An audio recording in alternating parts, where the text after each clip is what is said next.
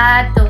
Halo guys, perkenalkan nama saya Nirodia Siregar, Prodi Ekonomi Syariah NIM 2340-2091. Saya dari Fakultas Ekonomi dan Bisnis Islam UIN Syahada Padang Sidimpuan.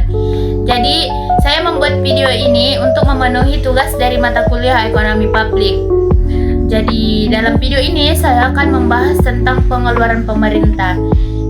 Jadi guys, sebelum masuk ke penjelasan yang lebih dalam, jadi terlebih dahulu itu kita harus tahu apa itu tentang pengeluaran pemerintah. Jadi pengeluaran pemerintah itu adalah seluruh belanja atau pembiayaan yang dilakukan oleh pemerintah pusat maupun daerah untuk menyediakan barang dan jasa, membiayai pembangunan, serta meningkatkan kesejahteraan masyarakat. Dan pengeluaran ini mencakup belanja pegawai, subsidi, investasi infrastruktur, pendidikan, kesehatan, pertahanan, dan berbagai layanan publik lainnya. Jadi dalam pengeluaran pemerintah itu yang dibahas pertama itu adalah model pembangunan tentang perkembangan pengeluaran pemerintah. Jadi dalam konteks pembangunan ekonomi, pengeluaran pemerintah cenderung meningkat seiring dengan pertumbuhan ekonomi dan perubahan struktur masyarakat. Beberapa model pembangunan ekonomi ini menjelaskan perkembangan pengeluaran pemerintah.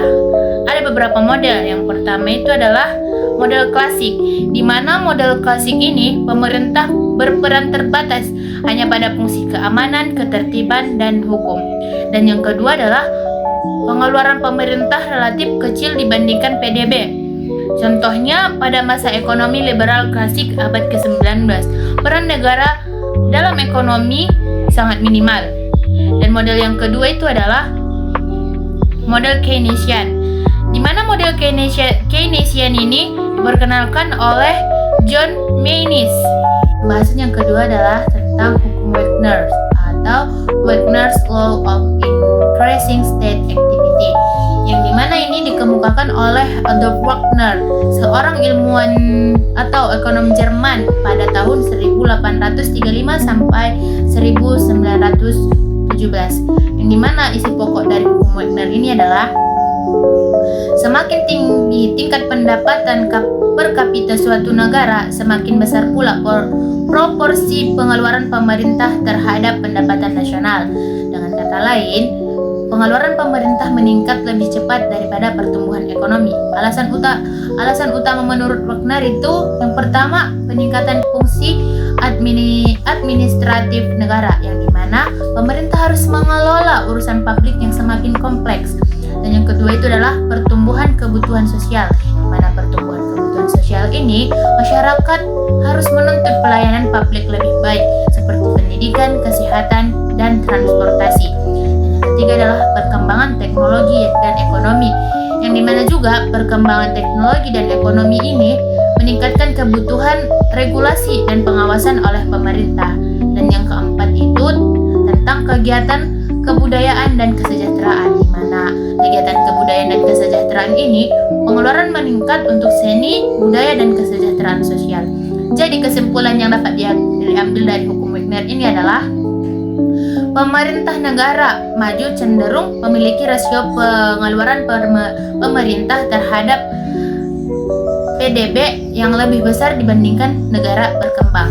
Dan pembahasan yang ketiga adalah tentang teori Piaget dan Wiseman, dikemukakan oleh Piaget dan Jack Wiseman pada tahun 1961 dalam bukunya The Growth of Public Expenditure in the United Kingdom, di mana inti dari teori ini adalah pengeluaran pemerintah tidak meningkat secara stabil, tetapi melonjak ketika terjadi peristiwa luar biasa atau yang disebut dengan displacement effect, seperti perang, krisis ekonomi, atau bencana besar lainnya.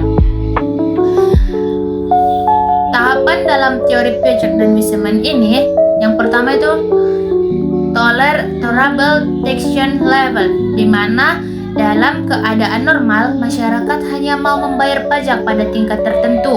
Dan yang kedua itu displacement effect atau efek pergeseran, yang dimana ketika terjadi krisis atau perang, pemerintah menaikkan pajak dan pengeluaran untuk menanggulangi keadaan.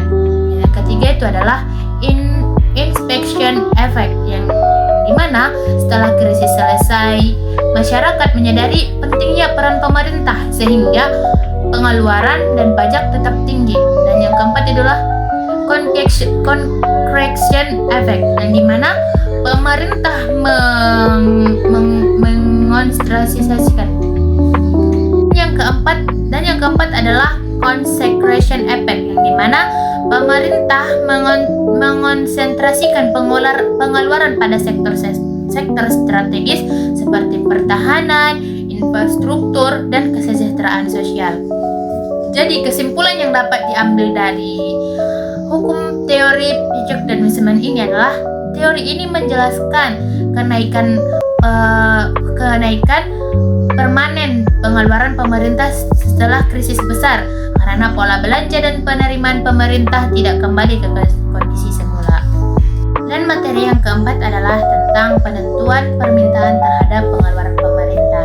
Jadi, permintaan terhadap pengeluaran pemerintah ditentukan oleh kebutuhan masyarakat akan barang dan jasa publik. Faktor-faktor yang mempengaruhi permintaan. Yang pertama itu adalah pertumbuhan pendapatan masyarakat, di mana pertumbuhan pendapatan masyarakat ini semakin tinggi pendapatan, semakin besar permintaan terhadap layanan publik seperti pendidikan dan transportasi. Dan yang kedua itu adalah perkembangan demografi dan urbanisasi, yang dimana perkembangan demografi dan urbanisasi ini pertahanan penduduk dan kota meningkatkan kebutuhan akan infrastruktur, air bersih, dan perumahan. Dan yang ketiga adalah perubahan sosial dan teknologi, di mana perubahan sosial dan teknologi ini adanya perubahan gaya hidup akan teknologi memunculkan kebutuhan baru seperti internet publik dan transportasi internet. Dan yang keempat adalah krisis dan keadaan darurat, di mana krisis dan keadaan darurat ini pemerintahan perlu mengeluarkan dana besar untuk penanggulangan bencana pandemi atau stabilitas ekonomi. Dan yang kelima itu adalah peran politik dan kebijakan pemerintah, di mana peran politik dan kebijakan pemerintah ini, partai politik dan kebijakan publik memengaruhi biasanya besarnya anggaran atau misalnya program subsidi dan bantuan sosial. Kesimpulan dari pembahasan yang keempat ini adalah permintaan terhadap pengeluaran pemerintah meningkat ketika masyarakat menuntut pelayanan, dihasilkan pelayanan publik yang lebih luas sejalan dengan pertumbuhan ekonomi dan sosial. Dan pembahasan yang kelima adalah tentang penentuan tingkat output pemerintah, di mana tingkat output pemerintah ini mencerminkan banyak barang dan jasa publik yang dihasilkan oleh pemerintah untuk masyarakat. Yang pertama, konsep output pemerintah, yang dimana output pemerintah ini mencakup semua produk dan layanan yang tidak dipasarkan secara langsung atau non-market goods seperti pendidikan publik, pelayanan kesehatan, infrastruktur jalan, keamanan pertahanan, program sosial.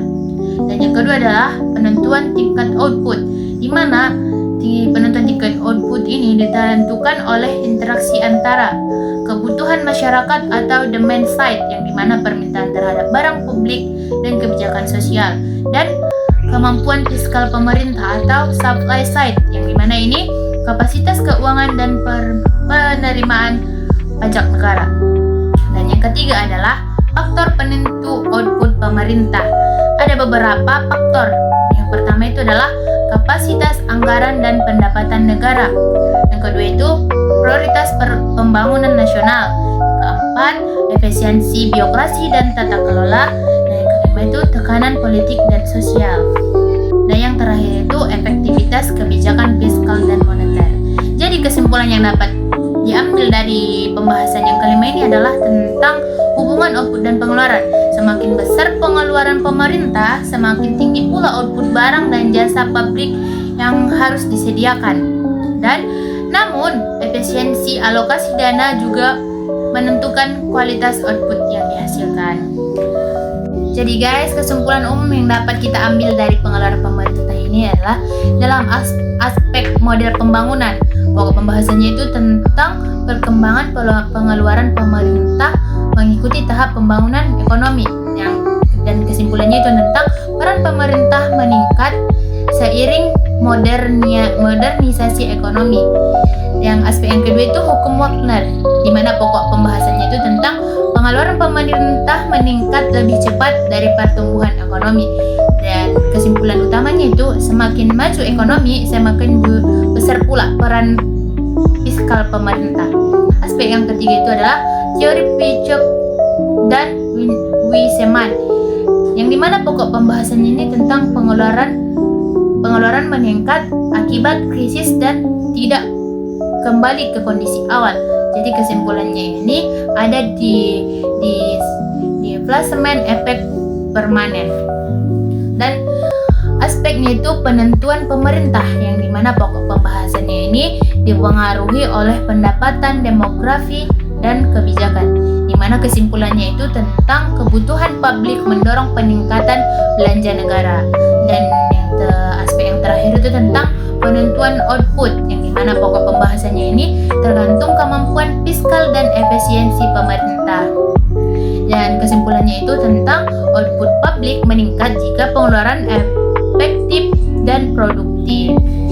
Jadi kesimpulan yang dapat diambil dari pengeluaran pemerintah ini adalah secara keseluruhan pengeluaran pemerintah merupakan instrumen utama dalam pembangunan ekonomi nasional, baik dari hukum Wagner maupun teori Piaget dan Wiseman menjelaskan bahwa peningkatan pengeluaran publik adalah konsekuensi logis dari pertumbuhan ekonomi dan tuntutan sosial.